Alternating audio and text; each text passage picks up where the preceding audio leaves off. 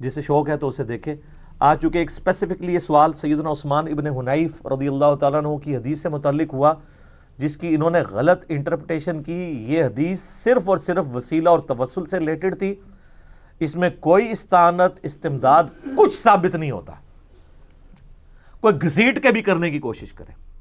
یہ حدیث جامعہ ترمذی میں بھی موجود ہے, یہ حدیث سنن ابن ماجہ میں بھی موجود ہے, اور یہ حدیث مشکات المصابیح میں دوسری جلد کے اندر دعاؤں والے چیپٹر کے اندر ہے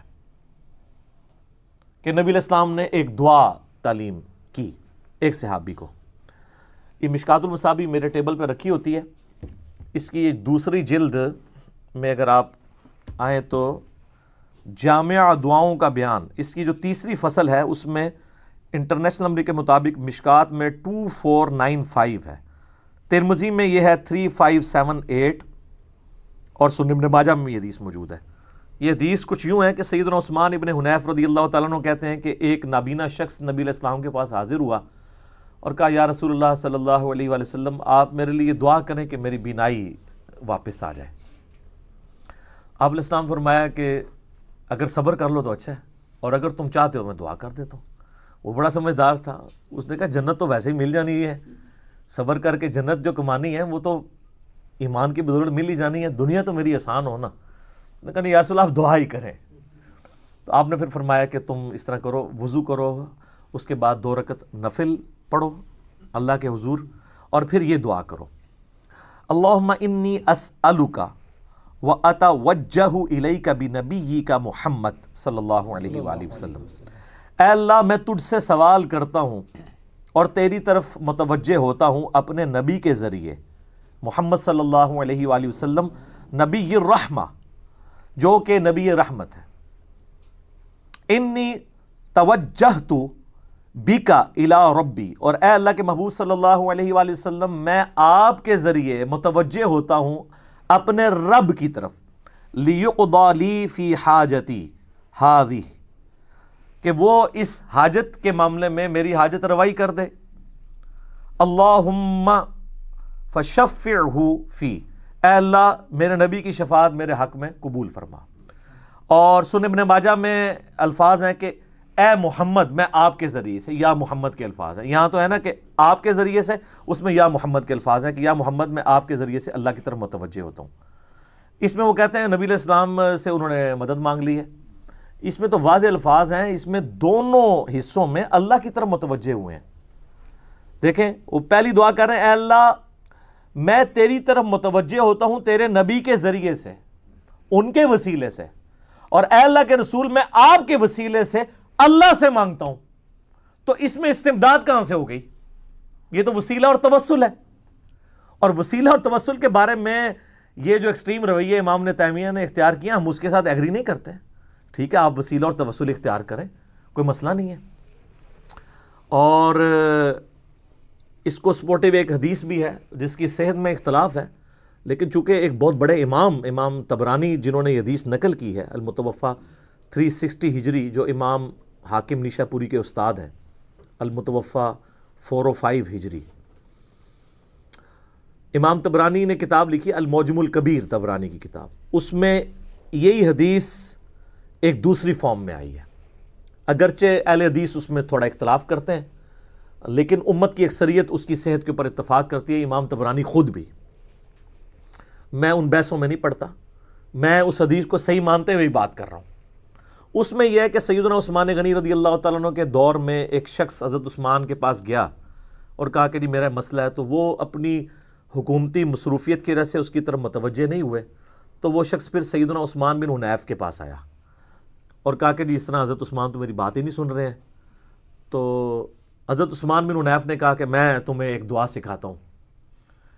میں نبی علیہ السلام کی خدمت میں موجود تھا, ایک نابینا شخص آیا تھا, اس کی بھی حاجت کا مسئلہ تھا, تو اس کو بھی دعائے حاجت نبی علیہ السلام نے تعلیم فرمائی تھی, تو وہی دعا میں تمہیں سکھاتا ہوں. تو انہوں نے یہی والی دعا, اے اللہ میں تیرے نبی کے وسیلے سے تیری طرف متوجہ ہوتا ہوں, اور اے اللہ کے رسول میں آپ کے وسیلے سے اللہ کی طرف متوجہ ہوتا ہوں, اے اللہ میرے نبی کی شفاعت میرے حق میں قبول فرما. ٹھیک ہے, تو یہ انہوں نے دعا کی.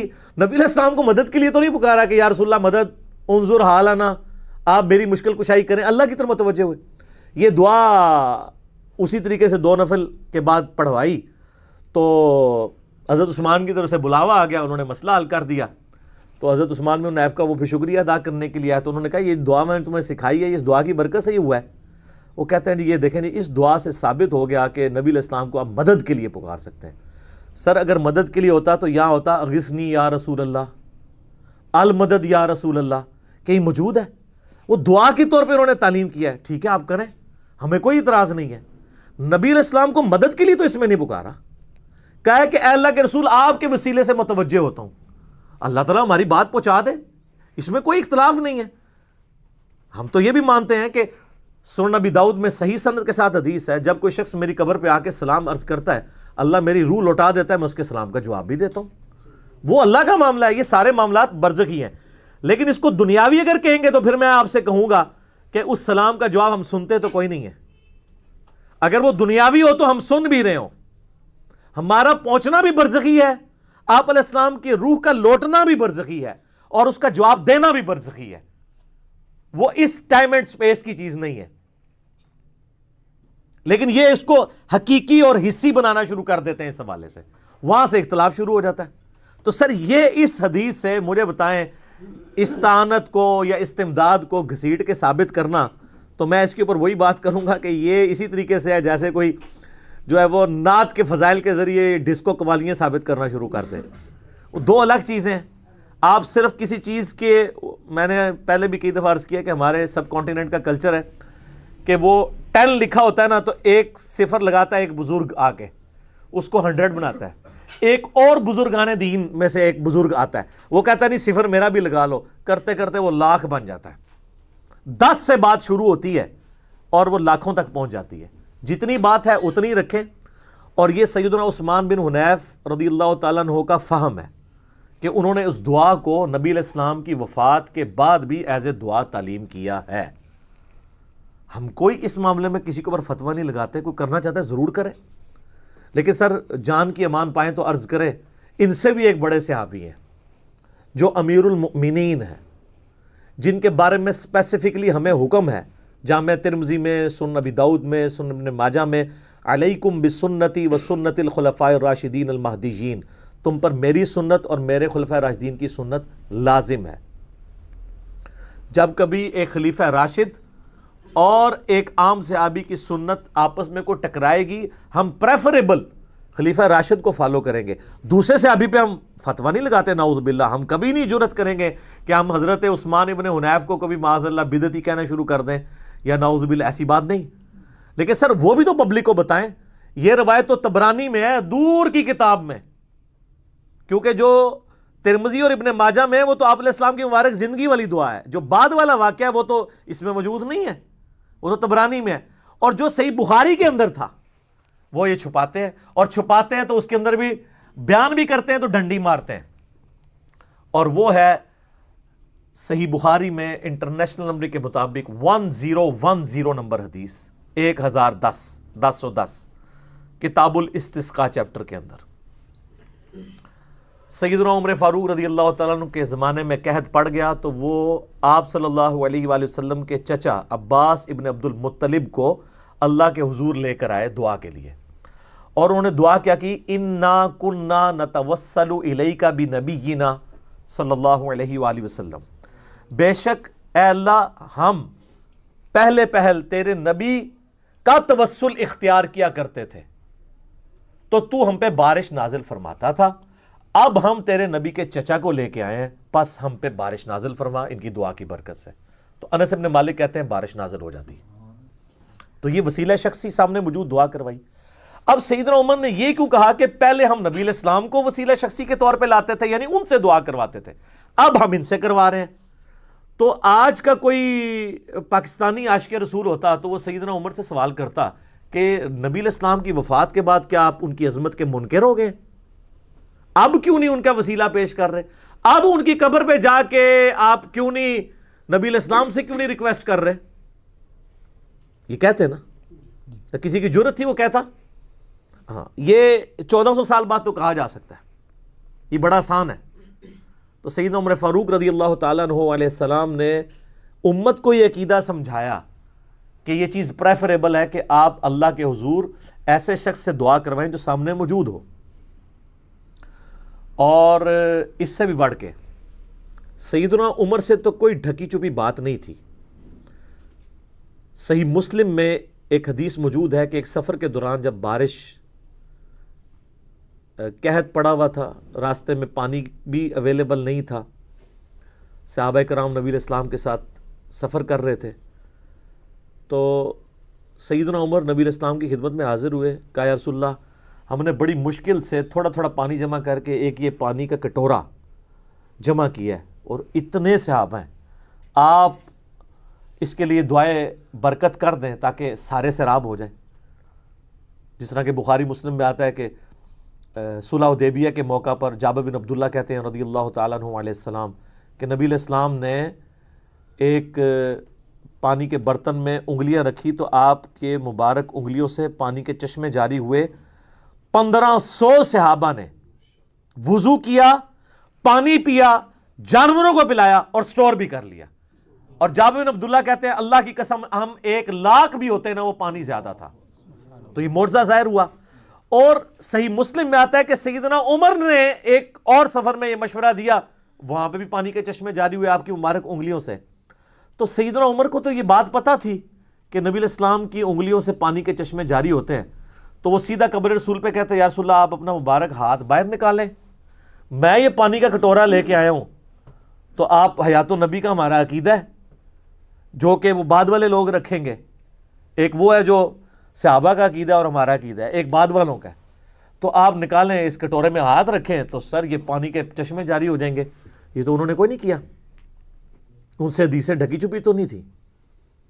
وہ سمجھتے تھے کہ نبی علیہ السلام کے بعد, ان کی وفات کے بعد اب ہماری ان کے ساتھ اس طریقے سے کمیونیکیشن پاسبل نہیں ہے. ہاں آپ کے بابوں نے واقعات پھر لکھے ہیں, وہ فضائل اعمال کے اندر جو فضائل درود چیپٹر ہے اور فضائل حج والا, اس میں لکھا ہوا ہے کہ 555 ہجری میں, اور یہی واقعہ فضائل سنت کے اندر بھی لکھا ہوا ہے, یعنی دونوں بھاری جماعتوں نے, بریلویوں نے اور دیوبندیوں نے اپنی ٹیکسٹ بکس میں لکھا ہے کہ 555 ہجری میں شیخ احمد رفاعی جو ہے وہ حج کے لیے جب آئے اور پھر روزہ شریف پہ حاضر ہوئے, نبی علیہ السلام کی وفات کے آلموسٹ 550 سال کے بعد 90,000 لوگوں کی موجودگی میں انہوں نے قبر رسول پہ اشعار پڑھے اور کہا جب میں مصر میں تھا تو میری روح آستانہ اقدس کے اوپر حاضری دیا کرتی تھی, آج جسموں کے ملاپ کی باری آئی ہے, میں خود آ گیا ہوں, تو اپنا مبارک ہاتھ باہر نکالیں. وہ کہتے ہیں 90,000 لوگوں کی موجودگی میں نبی علیہ السلام نے نعوذ باللہ من ذالک قبر سے ہاتھ باہر نکالا, انہوں نے قبر کو بوسہ دیا اور ساتھ دکھا کہ ان جو منظر دیکھنے والوں میں شیخ عبد القادر جیلانی کا نام بھی ذکر کیا جاتا ہے. شیخ عبد القادر جیلانی کو پتہ بھی نہیں ہونا کہ میرا بھی نام ذکر کیتا جاتا ہے. جھوٹ. یہ صحابہ کے ساتھ کیوں نہیں ایکسپیرینس ہوئے ہیں؟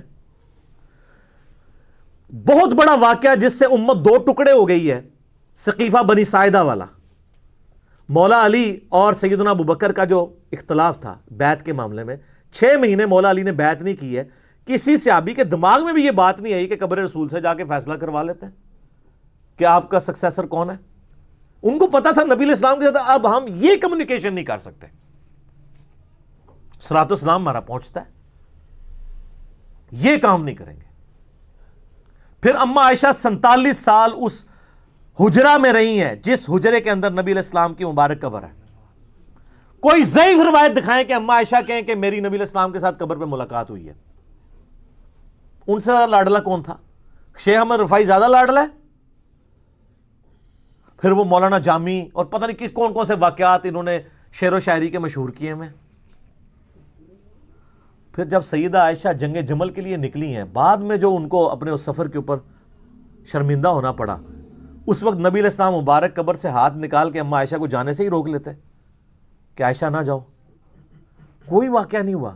یہ بعد والے پتہ نہیں کہاں سے واقعات نقل کرتے ہیں, اور پھر جب کوئی بات کرے اسے کہتے ہیں آپ حیات النبی کو نہیں مانتے. ہم حیات النبی کو بھی مانتے ہیں لیکن آپ والا عقیدہ نہیں, ہم صحابہ کرام اور اہل بیت والا عقیدہ مانتے ہیں رضی اللہ عنہم اجمعین وعلیہم السلام اجمعین. تو آپ دیکھیں انہوں نے کیسی کیسی چلاکیاں بنائی ہوئی ہیں. فوراً نہ ایک کوئی ادبی گالی دے دیں گے کہ آپ فلاں چیز نہیں مانتے, وہ بات کوئی اور ہو رہی ہوگی, جان بوجھ کے گھسیٹ کے نہ کوئی ایک جذباتی جملہ ایسا بولیں گے تاکہ پورا میلہ لوٹ لیں. لیکن سر یہ پرانی باتیں، پرانے بزرگ، پرانے دلائل اور پرانے بانے. کیوں؟ کیونکہ اب تو جگہ جگہ ندا ہے کہ نہ میں وابی نہ میں بابی، میں ہوں مسلم علمی کتابی. علمی کتابیں تو ہم پھر اسی لیے پھر میں کہتا ہوں نا کہ بابوں کا خدا اور ہے اور کتابوں کا خدا اور. یہ دیکھ لیں ساری کتابی باتیں ہو رہی ہیں، اور یہ کتابیں اللہ کے فضل سے کوئی میں نے نہیں بنائی ہوئی ہیں، یہ اہل سنت کی ایگریڈ اپون کتابیں ہیں، اور میں نے کوئی یہ کسی غار سے جا کے دریافت نہیں کی ہیں. موجود تھیں آپ کے مدرسوں کے اندر تھیں، جس کے نوٹس آپ کاٹ کاٹ چھانٹ کے پڑھایا کرتے تھے اور اپنے مطلب کی چیزیں بیان کرتے تھے، دوسری بیانیں نہیں کرتے تھے. اب پبلک کے سامنے آئی ہیں تو ان کو ہاتھ پاؤں پڑ گئے. تو آپ یہ دیکھیں کہ کس طریقے سے دھوکہ دیتے ہیں، وسیلہ اور توسل کا سہارا لے کر استمداد ثابت کرتے ہیں اور استعانت ثابت کرنے کی کوشش کرتے ہیں. میرا خیال ہے جب یہ ہماری ویڈیو پبلکلی لوگوں کے سامنے آئے گی نا، لوگوں کو پتہ چل جائے گا ان کے دھوکے ہے کیا ہیں. اور آپ دیکھیں جب کبھی کوئی اس طرح کا دھوکہ سامنے لے کے آتے ہیں نا، میرے تک جب فیڈ بیک کے طور پہ بات پہنچتی ہے نا، میں وہ دھوکہ پھر اس کو ایڈریس کر دیتا ہوں تاکہ آئندہ کے لیے کوئی اس حوالے سے مس چیف نہ کر سکے.